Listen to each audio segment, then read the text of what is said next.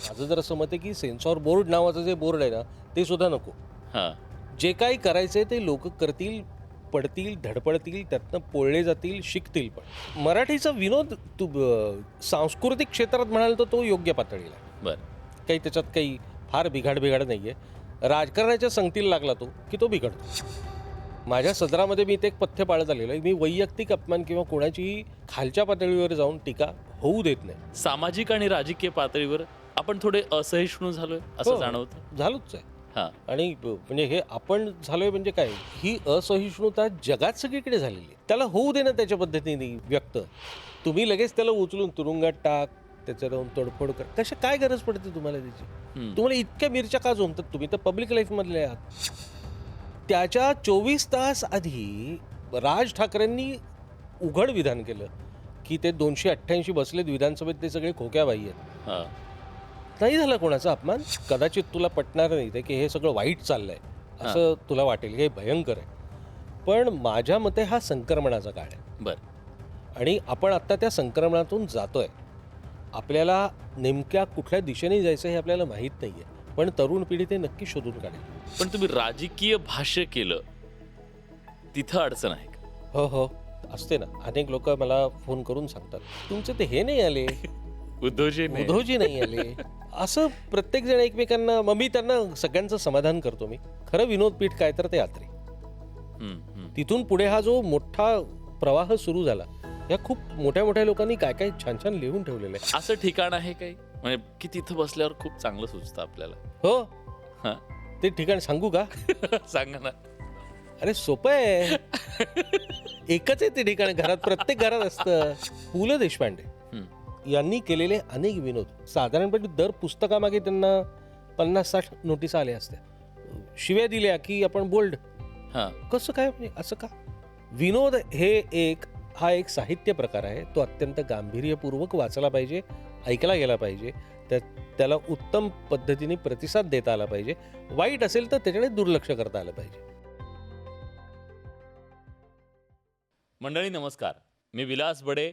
News 18 लोकमतच्या या पॉडकास्टमध्ये आज तुम्हाला एका अशा व्यक्तीची भेट घडवून देणार आहे ज्यांना आपण शब्दांमधून भेटत आलो.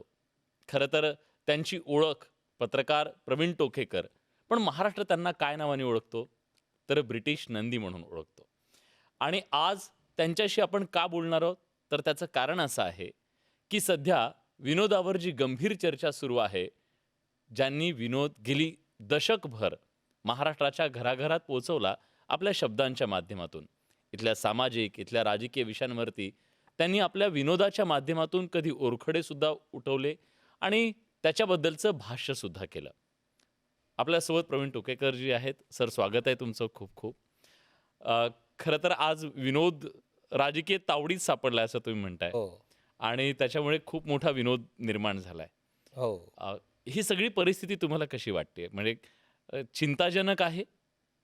चिंताजनक मला वाटत नाही, कारण विनोदाच्या नशिबाला नेहमी हे येतच. म्हणजे असं आत्तापर्यंत क्वचितच घडलं की एखादा विनोदकार जो विनोद करत राहिला आयुष्यभर आणि त्याच्या वाट्याला टीकाच आली नाही किंवा त्याला काही हार आणि प्रहार मिळालेच नाहीत. कोणीच नाही सुटलेलं आहे यातनं. कारण विनोद जो माणूस करतो त्याचा विनोद हा प्रत्येकाला आवडलाच पाहिजे असं काही नसतं. कोणीतरी मोठ्याने हसल की कोणीतरी विवळत असतं. हे एकाचं विष दुसऱ्याचं अमृत अशा पद्धतीचं चालूच असतं. त्यामुळे विनोद हा विनोदासाठी अत्यंत भयंकर काळ आहे असं काही मला वाटत नाही. पण तरीसुद्धा एक कुठेतरी भावना मनात आहे की जो विनोद आधी, म्हणजे ज्या विनोदावर आपण पोचलो गेलो, म्हणजे माझी पिढी पोचली गेली, तो विनोद आता नाही उरलेला का? आपल्याला काहीतरी बदलावं लागणार आहे का? ते बदलणारा कोण संप्रती अवतार येईल आणि तो पुन्हा एकदा विनोदाची नवीन दालनं उघडेल, त्याची मी पण वाट बघतोय तुमच्यासारखीच. खरं तर ही चर्चा का करतोय आपण तर कुणाल कामरा न त्या एक विनोद केला, एक त्यांनी कविता केली, गाणं केलं आणि ते व्हायरल झालं. त्याच्यानंतर काही जणांच्या भावना दुखावल्या आणि नंतर ही सगळी चर्चा सुरू झाली. तुम्ही ते ऐकलं, त्याचं ते गाणं ऐकलं ना? खरंच तो विनोद आहे?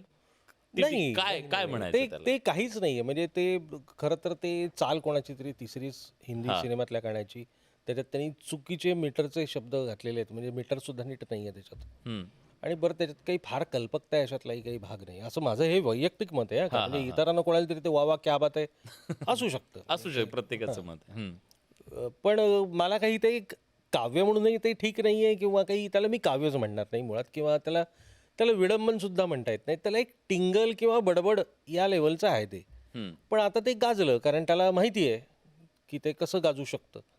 त्याप्रमाणे ते गाजलं. गाजलं म्हणण्यापेक्षा खरं सांगायचं तर विनोद काल मला वाटतं तुमच्याच चॅनलवरती जी चर्चा झाली की विनोदानंतर जी काही झुंडशाही आली आहे, ही झुंडशाही आहे का वगैरे, हो.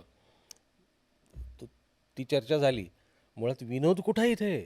हां. ही नुसतीच झुंडशाही आहे. हं, हं, हं. विनोद घडलेलाच नाहीये सर. हं, हं. त्यांनी एक बाष्कळ कविता म्हटली जी सेकंड क्लासच्या डब्यात ह्याच्यापेक्षा उत्कृष्ट कविता म्हणतात आपले प्रवासी. किंवा सोशल मीडियावरती फार उत्तम उत्तम येत असतात पण विनोद. मग त्याला एवढं सिरियसली का घेतलं गेलं? हां. एक विनोद इतका ते गजब तितकं करणारा सोपं का? नाहीये. हां. कारण काय आहे की त्याच्याकडे विनोद म्हणून घेतलाय असं नाहीये. हां. हा एक मला जे काही दिसतंय, माझी आता 35हून अधिक वर्ष पत्रकारितेत गेली आहेत. मला जे काही दिसतंय की त्यांनी करायचा तो विनोद केला. म्हणजे एक पोरग आहे, एका सोसायटीमध्ये 4थ्या मजल्याला एक मधाचं पोळं लागलंय. तो दगड मारतो आणि जातो पळून. घरात राहणारी खिडक्यादारं लावून घेतात. रस्त्यावरच्या लोकांची पळापळ होते कारण त्या मधमाशा चावायला लागतात, हं, गांधील माशा. तो दगड मारून गेला निघून तामिळनाडूत हं. आणि आपण बसलोय भांडत इथे. हां. आता मुद्दा असा आहे की हे घडवून आणलंय का ह्याच्यावरती सुद्धा एक चर्चा चालू आहे. बरं. एक प्लॅन असं आहे की हे सगळं प्री प्लॅन्ड होतं आणि मग त्यांनी बरोबर कसं ते आणलं आणि ते चर्चेत यायला पाहिजे म्हणून असं वगैरे काय आहे. असूही शकेल नसूही शकेल की मला नॉन इश्यू केलं गेलं. हां. आणि जेव्हा राजकारण्यांच्या ताब्यात गेलं ते सगळं, हां. तिथून सगळा गेम आहे तो पॉलिटिकल झाला. तिथे विनोद कोणाला, तिथे काहीतरी दुःखद कारुण्यपूर्ण काव्य असतं तरी सुद्धा हेच घडलं असतं. तिथे विनोदच हवा होता असं काही नाही, किंवा कुणाल कामराज हवा होता असं काही नाही. तिथे कोणीही चाललं असतं. हं. कारण आपल्याकडे अशा घटना घडलेल्या आहेत. आपल्याकडे कोणीतरी वाईट साईट कॉमेंट केलं कुठल्या तरी, म्हणजे कुठल्याच नेत्यावरती करू दे, माझा त्याला व्यक्तिशः विरोधच असतो की आपल्याला हा अधिकारच नाही आहे कोणाचा तरी वैयक्तिक अपमान करण्याचा. कोणालाच नाही आहे तो. पत्रकार काय, संपादक काय, किंवा आणखीन नेते एकमेकांचा, हा कोणी दिला तुम्हाला अधिकार एकमेकांचा वैयक्तिक अपमान करण्याचा? आपण कसं काय देऊ शकतो? पण मग याची मांडणी अशी केली जाते की आम्हाला व्यक्ती स्वातंत्र्य आहे, फ्रीडम ऑफ स्पीच अभिव्यक्ती आहे, स्वातंत्र्य. अभिव्यक्ती स्वातंत्र्य हो. आहे. ते अभि आता येतो तो पहिल्यांदा. अगदी बरोबर आहे. अभिव्यक्ती स्वातंत्र्य प्रत्येकाला असलंच पाहिजे. आणि माझं जर असं मत आहे की सेन्सॉर बोर्ड नावाचं जे बोर्ड आहे ना, ते सुद्धा नको. हां. जे काही करायचंय ते लोक करतील, पडतील, धडपडतील, त्यातनं पोळले जातील, शिकतील पण. पडो जडो मूल वाढो आपण म्हणतो लहानपणी. तसंच समाजाचं सुद्धा आहे ना. ते सुद्धा असेच पडतील, धडपडतील आणि कुठेतरी एका ठिकाणी सेट होतील. त्याला काही वेळ लागेल, काही दशकं जातील, ही गोष्ट खरी आहे. इंग्लिशमधला जो काही, इंग्रजी भाषेतला जो काही विनोद आहे, तो काही असाच तसाच आलेला नाही. अनेक शतकांची परंपरा आहे त्याच्या पाठीमागे. तेव्हा तो ब्रिटिश ह्युमर म्हणून गाजतो. मग मराठी विनोद कुठल्या पातळीला आहे आत्ता? मराठीचा विनोद सांस्कृतिक क्षेत्रात म्हणाल तर तो योग्य पातळीला आहे. बरं. काही त्याच्यात काही फार बिघाड नाही आहे. राजकारणाच्या संगतीला लागला तो की तो बिघडतो. हां. हा आत्तापर्यंतचं आपल्याला एक निरीक्षण मांडता येऊ शकतं. पण तुम्ही तर राजकारण्यांवरती इतकी वर्ष हो. लिहिताय, सटायर लिहिताय, तुमचा काय अनुभव आहे? माझा अनुभव फार इंटरेस्टिंग आहे. म्हणजे व्यक्तिशः मी या बहुतेक सगळ्या राजकारण्यांना ओळखतो. हां. आणि ते व्यक्तिशः अत्यंत मधाळ, प्रगल्भ, चांगलं वाचन असलेले हां. आणि उत्तम प्रतिसाद देणारे असे सभ्य सुसंस्कृत माणसं आहेत सगळे. मला हां. भेटलेले. हां, म्हणजे त्याला अपवादच नाही आहे कोणी. हां. इतके सगळे छान आहेत. पण समोर तुमचा कॅमेरा येवो हं. किंवा मायक्रोफोन येवो किंवा काही पार्टीचं एखादं व्यासपीठ येवो, त्यांचा नेता जागा होतो. तेवर बदल जाते उनका. हां. आणि नेता जागा झाला की त्याच्यासमोर तुम्ही कोणीही नसता, आपण कोणीही नसतो. हां. मतदार काय असतो, तो 5 वर्षात एकदा बटन दाबतो. याच्या पलीकडे त्याला काही मूल्य नाही ग्रेट. हं. पण त्याला सांभाळायचे कार्यकर्ते. हं. कार्यकर्ते त्याचा पक्ष प्रतिमा. चालवतात. त्याला स्वतःची प्रतिमा सांभाळायची आहे. आता मग त्याला काहीतरी एक लाईन करायला पाहिजे तयार. त्याच्यासाठी तो मग कुठलीही किंमत द्यायला तयार होईल.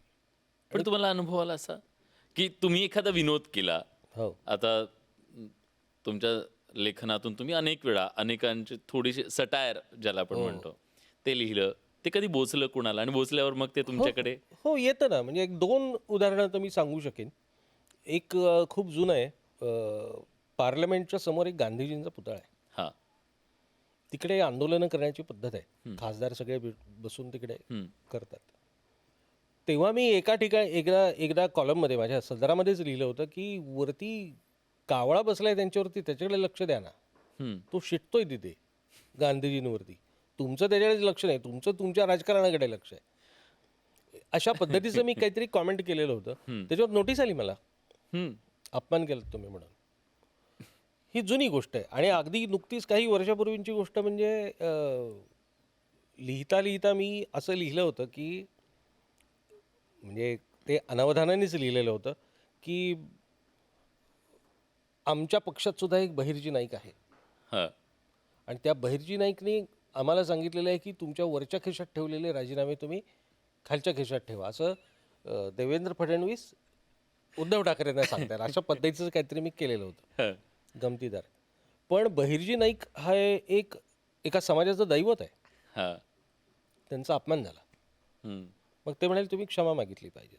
म्हटलं असं काहीच नाही आहे, मी कोणाचाच अपमान केलेला नाही. कारण कोणाहीबद्दल काही माझ्या सदरामध्ये मी ते एक पथ्य पाळत आलेलं आहे. मी वैयक्तिक अपमान किंवा कोणाचीही खालच्या पातळीवर जाऊन टीका होऊ देत नाही. म्हणजे ती सपशेल टाळतो मी आणि ते एकमेव मी घालून घेतलेला तो निर्बंध आहे. बाकी मग व्यक्तिगत असे निर्बंध काही नाहीत माझ्यावर, ते मी काही लिहू शकतो. पण मग हे जाणवतं तुम्हाला की गेल्या काही काळामध्ये आपल्या सगळ्यांच्या अशा अस्मिता आहेत त्या टोकदार झाल्यात, आपल्या भावना खूप अशा भावना पण लगेच दुखावल्या जातात आणि राजकीय नेते सुद्धा दुखावले जातात. सामाजिक आणि राजकीय पातळीवर आपण थोडे असहिष्णू झालोय असं जाणवतं. झालोच आहे.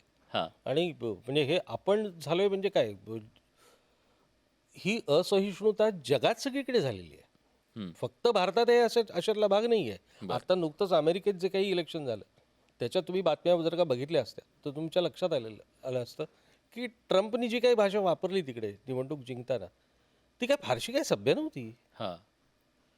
तीही क्रास लेवलचीच होती. आणि म्हणजे उदाहरणार्थ डेमोक्रॅट्स हे जे आहेत तिथला डेमोक्रॅट्स जे आहेत तिथले, त्यांचं गाढव हे त्यांचं फार सिम्बॉल मानलं जायचं अनेक वर्ष. हां. त्याच्यावरती सुद्धा विनोद झाले, पण तिकडे दंगली नाही झाल्या.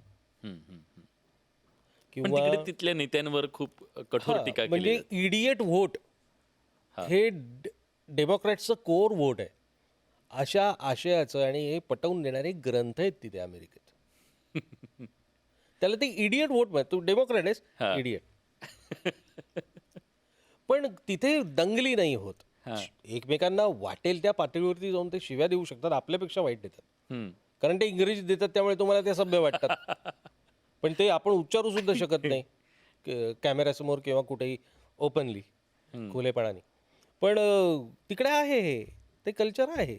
पण आपल्याकडचा तो खुलेपणा कमी होतोय. खुलेपणा होतंय? कमी नेमकं नाही का होते, होतंय? उलट तो वाढलाय. असं मी तुम्ही उलट बघा ना. तुम्ही म्हणता वाढलाय खुलेपणा. अर्थातच वाढलाय, नाहीतर सामान्य माणूस का बोलेल एखाद्या मोठ्या माणसाबद्दल असं. खुलेपणा त्याला बळ आलंय म्हणून तर तो बोलायला लागला ना. म्हणजे सोशल मीडियाची ही क्रांती आहे असं तुमचं म्हणणं? 100%, 100%. की तो कमेंट करतोय, व्यक्त होतोय त्याच्या पद्धतीने. होऊ दे ना. म्हणजे ते समजा ग्राम्य आहे माझं, आता याच्याबद्दल वाद निर्माण होऊ शकतो माझ्या या विधानामुळे, त्याला होऊ दे ना त्याच्या पद्धतीने व्यक्त. ते तुम्हाला नाही आवडणार किंवा ते अतिशय ग्राम्य किंवा अश्लील किंवा वाह्यात असेल, तुम्ही लगेच त्याला उचलून तुरुंगात टाक, त्याचं जाऊन तोडफोड कर. काय गरज पडते तुम्हाला त्याची? तुम्हाला इतक्या मिरच्या का जमतात? तुम्ही तर पब्लिक लाईफमधले आहात. तुम्हाला या सगळ्या गोष्टींची सवय ठेवली पाहिजे. आणि तुमच्यावरती जेव्हा वेळ येते तेव्हा तुमच्या सेना काय करत असतात? विरोधी पक्षाचं तेच करत असतात बज. असं काही कोणी इथे धुतला तांदूळ नाहीच आहे.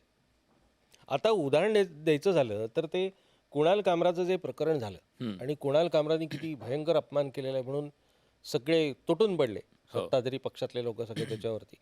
ठीक आहे, त्याचं अत्यंत म्हणजे दर्जाहीन असं तो प्रकार आहे, हे मी आत्ताच बोललो थोड्या वेळापूर्वी. पण ते ठीक आहे, त्याच्या दर्जाबद्दल नको बोलूया.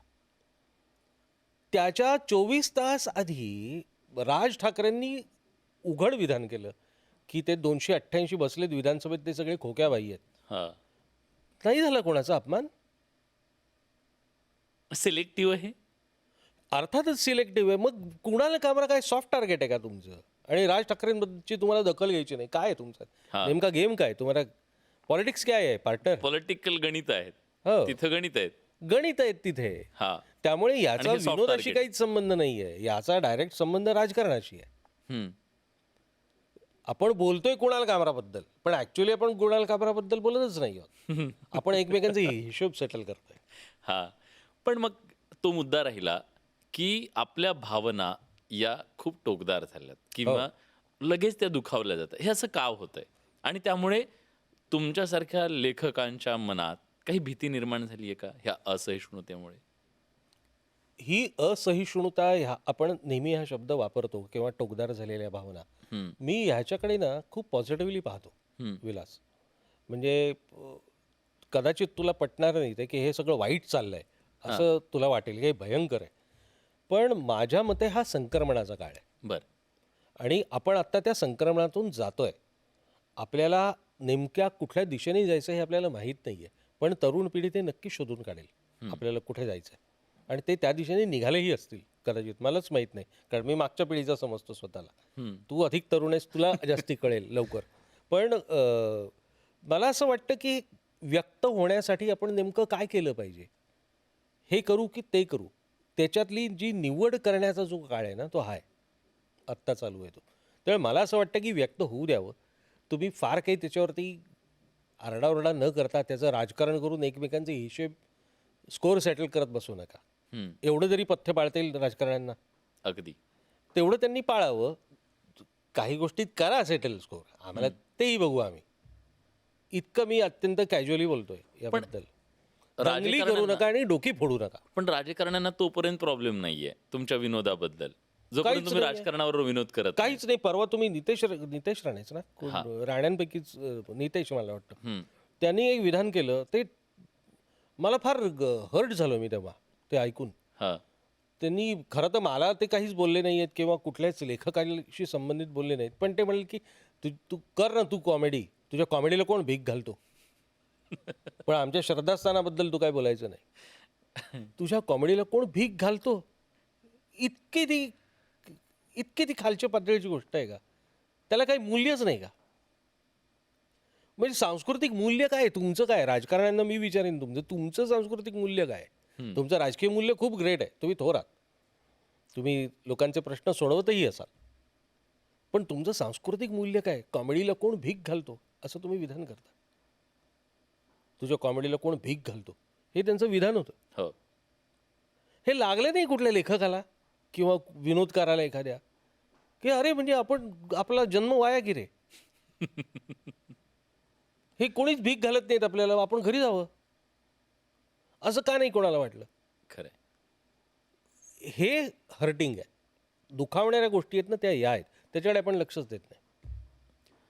पण राजकीय नेत्यांना तुमच्या विनोदाच्या बद्दल तोपर्यंत आक्षेप नाहीये का जोपर्यंत तुम्ही बाकीच्या विषयांवर बोलताय? ठीक आहे, पण तुम्ही राजकीय भाष्य केलं तिथं अडचण आहे का?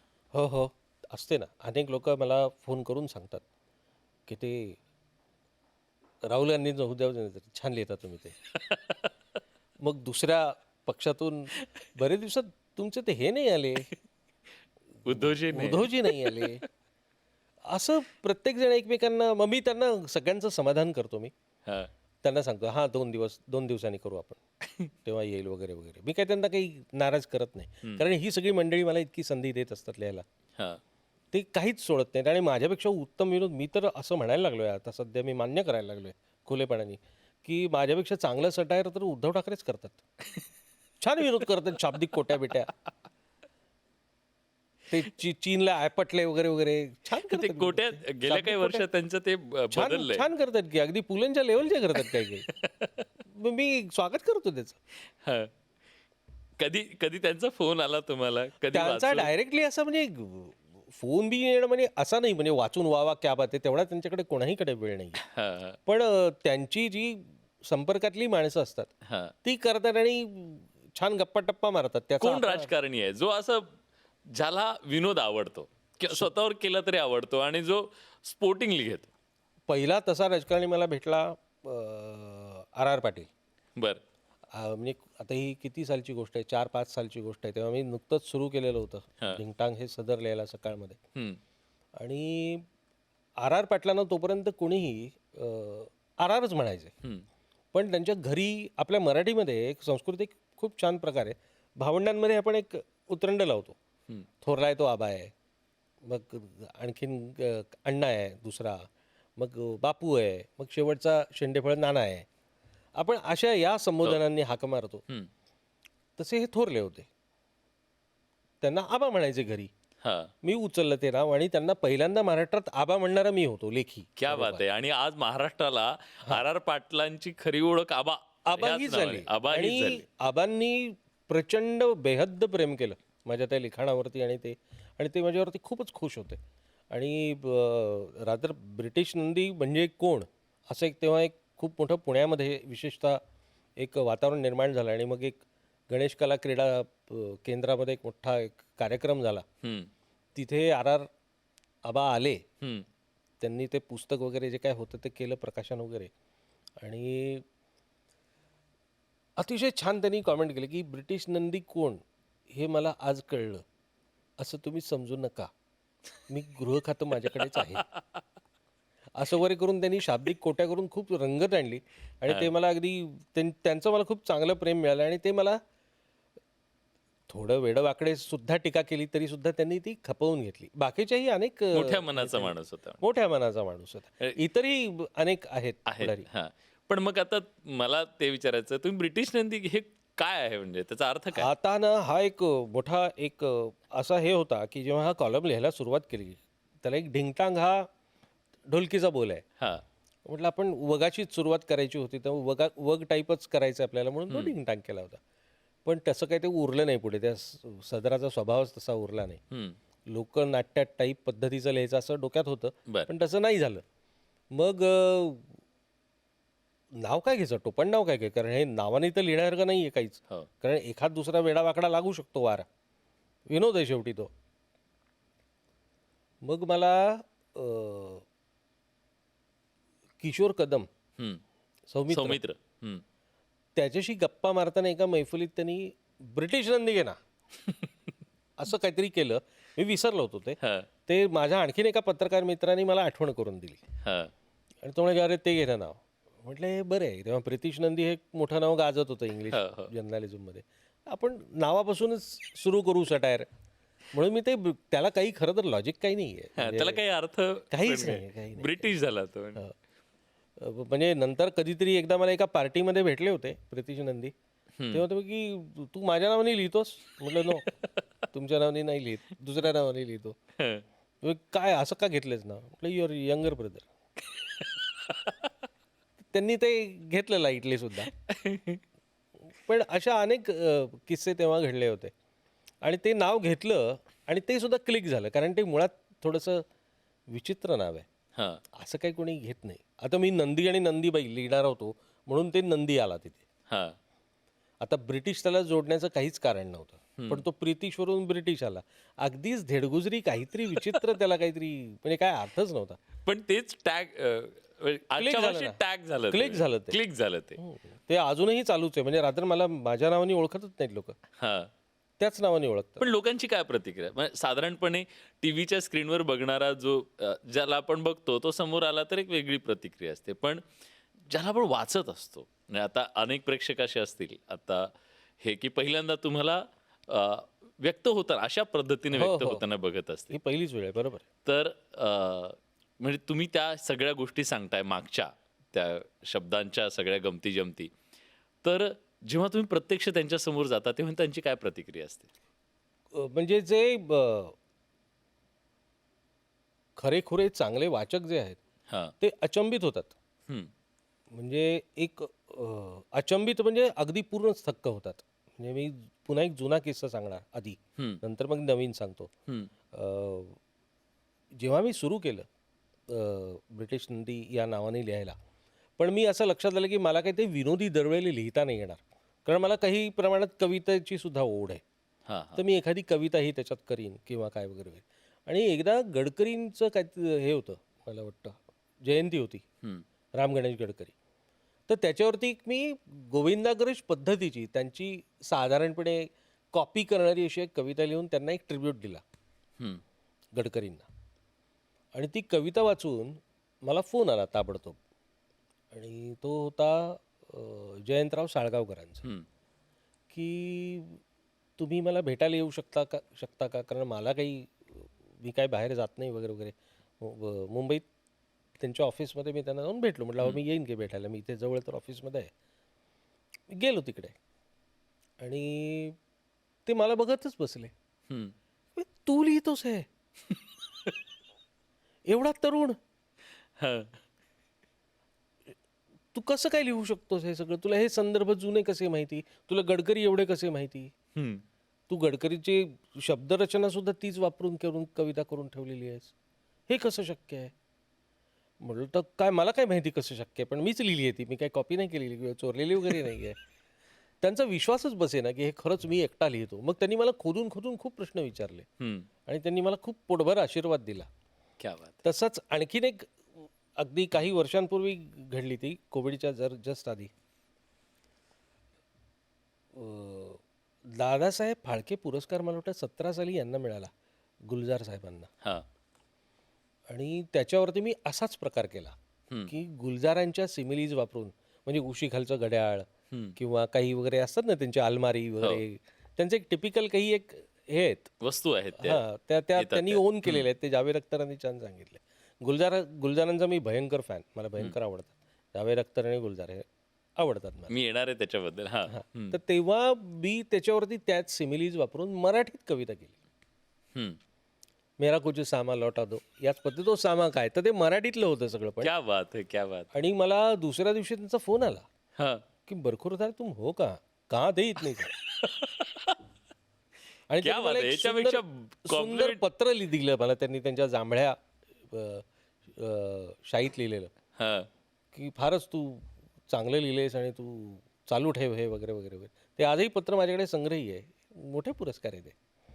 अशा खूप घटना घडल्या माझ्या बाबतीत. म्हणजे पुण्यातल्या एका हॉटेलमध्ये मी ब्रिटिश नंदी आहे अशी ओळख करून दिल्यानंतर त्या माणसांनी सगळ्या टेबलचं बिल माफ केलं. क्या बात. कारण तो वाचक होतो, मी रोज वाचतो. म्हणाले की तुमच्याकडून बिल घेणंच शक्य नाही, तुम्ही कधीही या. हा. मी नाव मुद्दाम घेणार नाही, कारण माझं नाव जाऊन खाऊन येतील लोक तिकडे म्हणून. नाही पण प्रेक्षकांना बहुतेक हे माहीत नाही तुमच्याबद्दल. लोकांना असं साधारणपणे वाटू शकतं आपण विनोदावर बोलतोय म्हणून तुम्ही फक्त विनोदीच लिहिता का. पण माझ्याबद्दलची एक म्हणजे एक आठवण मला सांगायची आहे. जेव्हा विदर्भातल्या त्या महिलांच्या संदर्भात आत्महत्या केलेल्या हो, हो, शेतकऱ्यांच्या ज्या बायका आहेत, विधवा आहेत, त्यांच्याबद्दलची आपण एक कव्हर स्टोरी केली होती. हो. आणि बराच वेळ आपण ह्याला टॅग काय द्यावं, ह्याला हेडिंग काय द्यावं सुचत नव्हतं. तेव्हा त्याचा जो पहिला पॅरा तुम्ही लिहिला होता एक ती स्टोरी ही करून, आणि त्याला नाव तुम्ही दिलं होतं काळी माती पांढरं कपाळ. बरोबर. म्हणजे आणि तो जो पहिला पॅरा होता, म्हणजे आजही ते वाचल्यानंतर डोळ्यात पाणी येतं. म्हणजे सटायर लिहिणारा एखादा लेखक अशा पद्धतीने इतकं गांभीर्यपूर्वक डोळ्यात पाणी आणणारं सुद्धा लिहू शकतो. तुम्ही बोट कुणाचं धरलं? मी बोट पूर्वसुरींचं धरलं, म्हणजे महाजनांच्या पंथावर चालावे हम्म. ही जी उक्ती आहे आपल्याकडे, हो. तसंच धरलं मी, असं मी म्हणेन. कारण बहुश्रुतता ही माझ्यामध्ये लहानपणापासून होती. आणि अर्धवट ज्ञान, म्हणजे त्याला एन्सायक्लोपीडिया ऑफ युसलेस नॉलेज, तसं युसलेस नॉलेज माझ्यामध्ये खूप जमा झालं होतं. त्याचा 2 रुपये उपयोग नाही आहे जगायला, हा. अशा पद्धतीचं.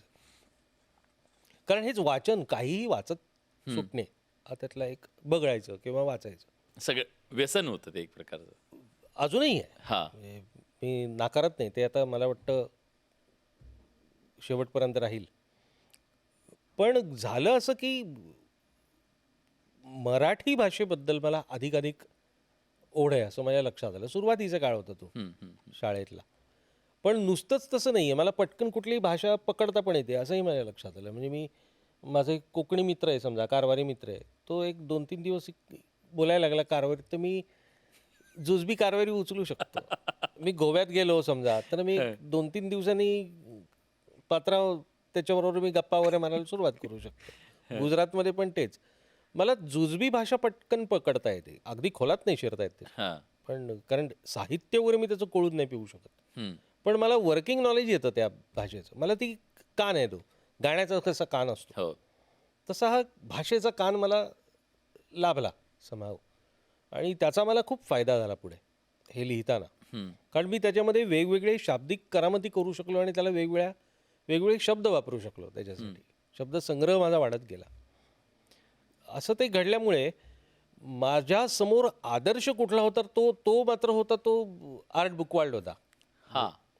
म्हणजे त्याचं सटायर लिहिणं हा माझ्यासाठी एक मोठी गोष्ट होती. आणि एक माझ्याकडे माझ्या वाचनात एक खूप छान पुस्तक आलं नंदा खरेंचं अंताजीची बखर. हां. हे फार इंटरेस्टिंग पुस्तक आहे. ते मुळातून वाचलं पाहिजे सगळ्यांनी. मला असं अगदी प्रामाणिक मत आहे की त्या पुस्तकाचं आपण मराठी लोकांनी भरपूर अवमूल्यन केलं आहे.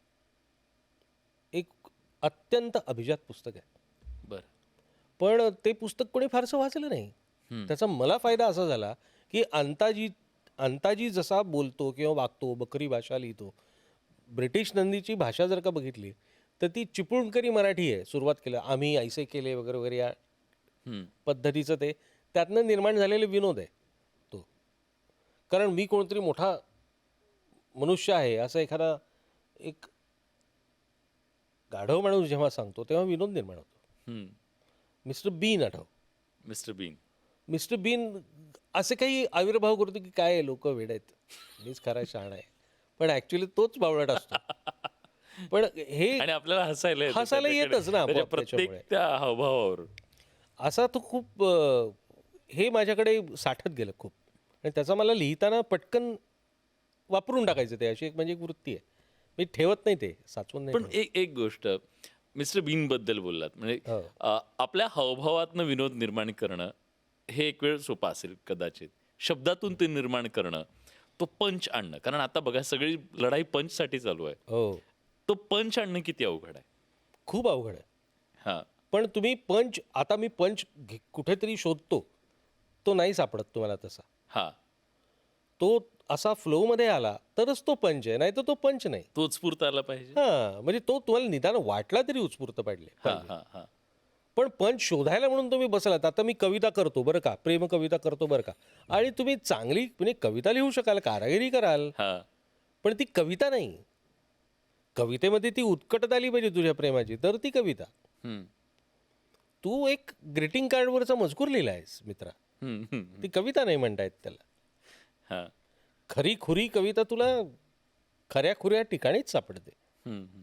मी जे काही ब्रिटिश नंदी या कॉलममध्ये जे काही केलं ते मला तर अनेकदा असं वाटतं की मी जॉनी लिव्हर किंवा सुदेश भोसले हं.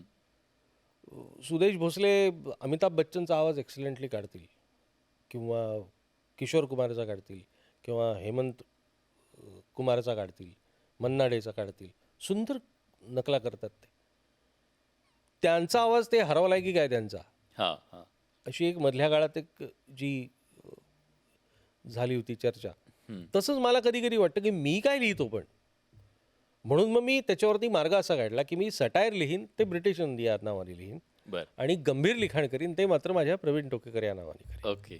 त्याच्यावरती हा एक मार्ग मला काढता आला. तो मार्ग तुम्ही काढला. पण मराठीतले सटायर लिहिणारे लेखक कोण ज्यांनी तुम्हाला इन्स्पायर केलं, किंवा एक पिढी आम्ही तुम्हाला वाचत इथपर्यंत आलो समजा, पण तुम्ही कुणाला वाचत होतात किंवा वाचत आला? मी दळवी ठणठणपाळ, हं. पु ल देशपांडे आणि त्याच्या आधी दत्तू बांदेकर आणि खराखोरा मराठीचा जो संस्कार आहे माझ्यावरती विनोदाचा झालेला हं.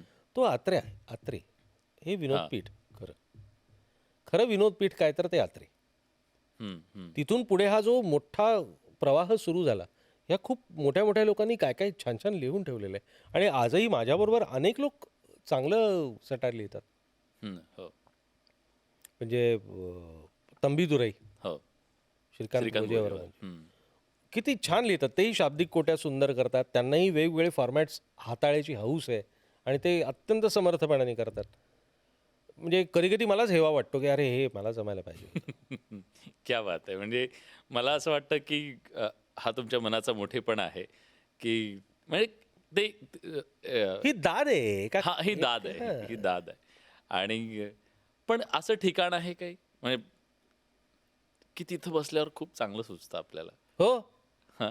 ते ठिकाण सांगू का? सांगा ना. अरे सोपं आहे. एकच आहे ते ठिकाण, घरात प्रत्येक घरात असतं. तिथे उत्तमच सुचतं सगळं. मुद्दाम ते विचारले कारण बऱ्याच जणांना चांगलं तिथं सुचतं. हो, हो.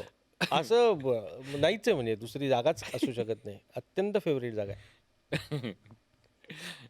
मला वाटतं प्रेक्षकांनाही ती जागा हो, कळलेली हो, आहे. हो, हो, हो, हो. म्हणजे काय त्याच्याबद्दल काय सांगायचं की माणसानी सगळ्या गोष्टींचा निचरा, हां, मोकळं होणं, हां, हे सगळं तिथे जिथे घडतं तिथेच आपल्याला चांगलं गाणं तुम्हाला बाथरूममध्ये का सुचतं?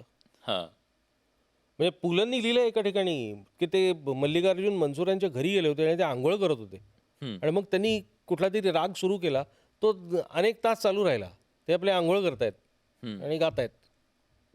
कारण त्यांना सुचल्या त्या सुरावटी किंवा ते जे काही आलाप होते, ते त्या रागाची जी जी काही मांडणी होती ती सुचली त्यांना आंघोळ करताना. ती जागाच अशी आहे की बरोबर. जी तुम्हाला अंतर्बाह्य मोकळं करते. पण तुम्ही जुन्या सगळ्या लेखकांबद्दल सांगितलं, ज्यांनी तुम्हाला प्रेरित केलं, ज्यांना वाचून तुम्ही लिहिते झालात. आजच्या पिढीतले काही तुम्हाला असे लेखक दिसतात? आजच्या पिढीतले म्हणजे नवीन आता खूप वेगवेगळ्या आता पद्धतीतले. नवीन म्हणजे कोण म्हणजे तू प्रणव सखदे वगैरे या म्हणजे पिढीतले आता म्हणशील तर त्यांचं लिखाण पूर्ण वेगळं आहे. नाही आता स्टँडअप कॉमेडी आली आहे. समजा ह्या स्टँडअप कॉमेडीमध्ये काही हां. नवीन फॉर्मॅटमध्ये आला. हा विनोद आता नवीन हो, फॉर्मॅटमध्ये हो, आलाय. हो, हो. तर हिंदी असतील किंवा मराठी असतील, हे स्टँडअप कॉमेडियन्स जे आहेत, त्यांना तुम्ही ऐकता का? हो, ऐकतो. अधूनमधून ऐकतो. मी अगदी तुमच्या तरुणांइतकं त्याच्यात रमत नाही मी. हां. पण वरुण ग्रोव्हर वगैरे हां, हां, हां. ही जी आहेत माणसं, ती मला खूप आवडतात. हं. किंवा तो बस्सी, हो, बस्कर हो. बस्सीवाला. हं. ही खूप चांगली नावं आहेत. म्हणजे खूप चांगले हे आहेत. म्हणजे आता तुम्ही ते बाकीचं सोडून द्या. तो अलाहाबादिया, हां, हां. ते काहीतरी वेड्यासारखा बडबडला तो म्हणून त्याला शिक्षा मिळाली, जी हं, काय हं. मिळायची ती. हो. पण त्यांनी क्रिएट केलेलं कंटेंट खरंच चांगलं आहे. म्हणजे तुम्ही जर का वेगळं त्याचं व्हरायटी बघितली तर चांगलं कंटेंट आहे तो ते. वाहवत गेला असेल, जे काय असेल. एका ठिकाणी माती खाल्ली. आपण करतो, सगळेच करतो. आयुष्यात कधीतरी कोणतरी माती खाल्ली त्यांनी.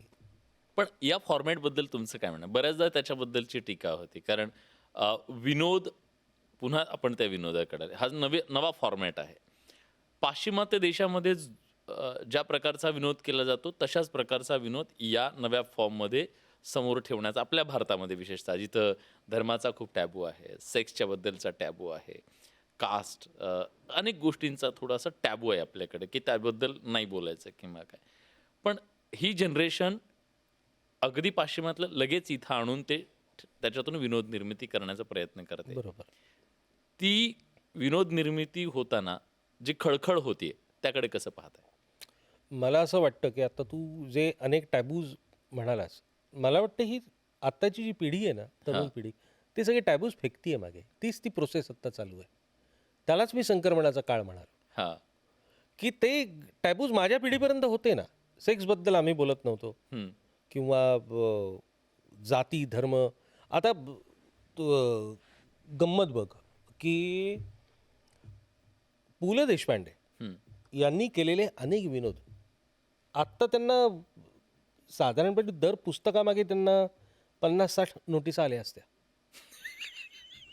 आजच्या काळामध्ये हां. उदाहरण म्हैस ही कथा ऐकलीस तू त्यांची? नाही गाजलेली ऐकली. पुलंची. हां. म्हैसमध्ये ती बसच्या समोर म्हैस येऊन आडवी पडते हं. आणि नंतर पुढे जे काही नाटक घडतं हां. त्याच्यावरती लिहिलेलं त्यांनी एक ते कथा आहे विनोदी. तेव्हा एक कोकणी मुसलमान आहे त्यातला. हां. तो म्हणतो येवाशिक महार येऊन गेला असता. हां. तर तो भडकतो म्हशीचा मालक, की महार कशाला जिवंत आहे अजून माझी म्हैस. हं. महार कुठून येईल? आता हे जातीवाचक आहे सरळ सरळ हां. सगळं. नोटीस नसती आली.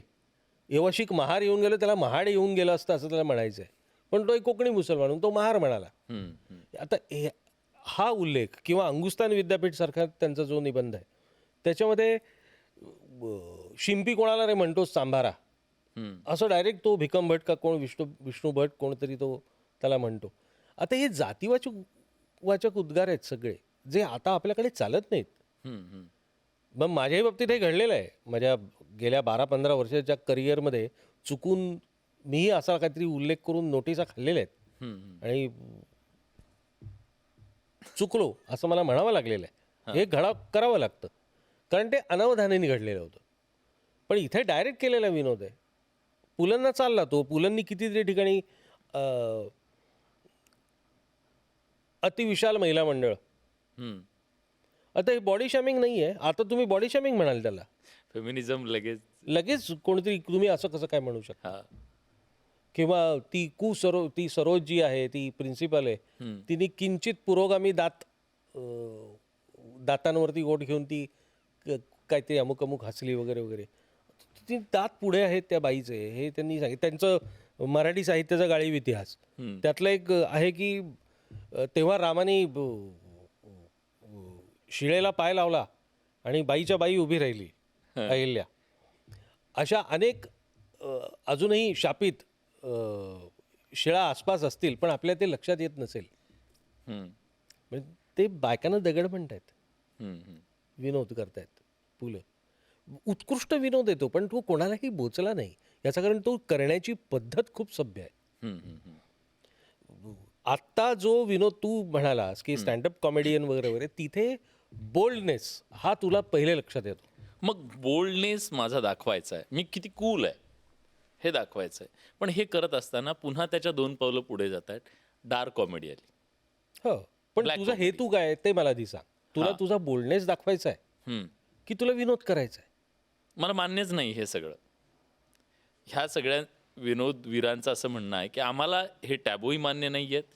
आम्हाला हे लोक पैसे देऊन येतात, ज्यांना ते ऐकायचं. आम्ही सेक्सवर बोलणार, आम्ही प्रत्येक वाटेल त्या गोष्टी, आम्ही एखाद्याच्या व्यंगावर पण बोलणार, आम्ही वाटेल ते बोलू. आम्ही एका ह्याच्यात बोलतो, पैसे देऊन जे आलेत त्यांना आम्ही ऐकवतोय, ज्यांना जे ऐकायचं त्यांना माहिती आहे आम्हाला काय ऐकायला मिळणार. आम्ही शिव्या देऊ. हो, ते एक शिव्या देण्याचं एक नवीन आलेलं आहे. म्हणजे आपण काहीतरी शिव्या दिल्या की आपण बोल्ड. कसं काय, म्हणजे असं का? कोणीही देतो रस्त्यावर तो माणूस, तो बोल्ड म्हणायचा का आपण? आत्तापर्यंत माझ्या मते शिव्या देणं हे मवालीपणाचं लक्षण मानलं जात होतं. ते अचानक इतकं सभ्य आणि पैसे देऊन लोक शिव्या काय केले येतात? त्याचं ग्लॅमरायझेशन केलंय किंवा त्याला. हो, आणि हे सगळं वरवरच आहे असं माझं मत आहे. याला काही हे टिकणार नाही. म्हणजे हा अभिनिवेश आहे. माझ्या बोल्डनेसचा हा अभिनिवेश आहे. मी बंडखोर आहे, त्यामुळे मी कसंही वागेन किंवा मी कसंही बोलीन, कोणाचाही कसाही अपमान करीन.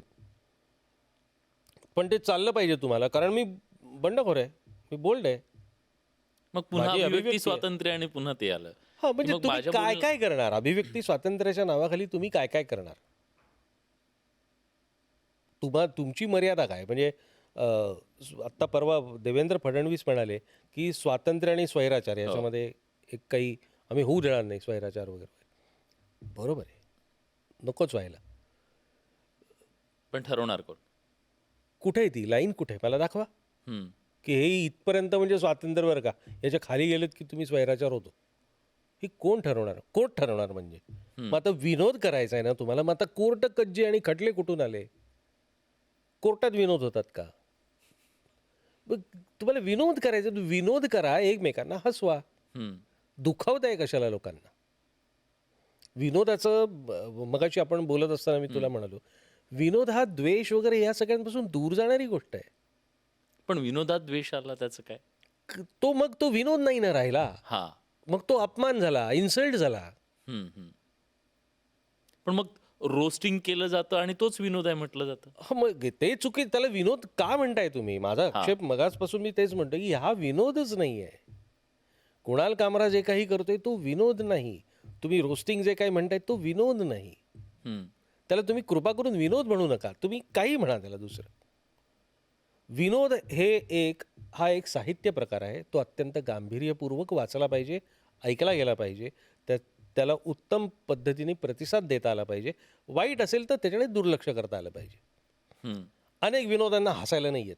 त्या क्षणाला विनोद मरतो की नाही हो तिथंच म्हणजे तिथल्या हास्य तिथे नाही आलं त्याचं की- निधन होतं की नाही हां, कुठल्याही विनोदाला. आता पुलंनी लिहिलंय एका ठिकाणी की एखाद्याचा पार वस्त्रहरण करायचं असेल तर ते एखाद्या मोठ्या वक्त्याला समोर शाळकरी पोरं आणून बसवा. ती मास्तरांनी सांगेपर्यंत काही करत नाहीत किंवा बाईंनी सांगितल्याप्रमाणे, टीचरनी सांगितलं नाही तर त्याला काही रिस्पॉन्सच नाही मिळाला तर तो करणार काय विनोदाला. हा प्रयोग करून बघा तुम्ही. पंच तुमचा वाया गेला की किती वाईट वाटतं. एखाद्या विनोदी अभिनेत्याला विचारा तुम्ही जाऊन. चांगला पंच वाया गेला, लोक हसलेच नाहीत की याच्या इतकं मोठं दुःख नाही राव.